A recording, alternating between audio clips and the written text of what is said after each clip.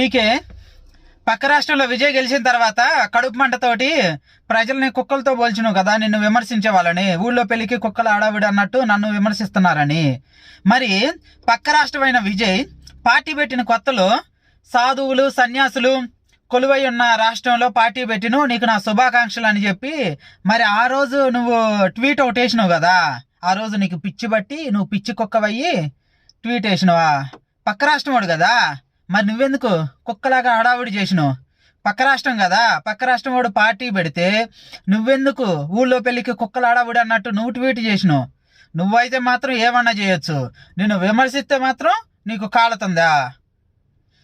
పిచ్చి పిచ్చి మాటలు నువ్వు ప్రజలను ఉద్దేశించి ఎలా మాట్లాడతావో ప్రజలు కూడా అలాగనే నీకు సమాధానం చెప్తారు. అంటే అందరూ నీకు నీ ఫ్యాన్స్కు భయపడి ఎవడు మాట్లాడనుకుంటున్నామేమో, ఎవరికన్నా బాగా గాలితే గట్టిగానే సమాధానం చెప్తారు.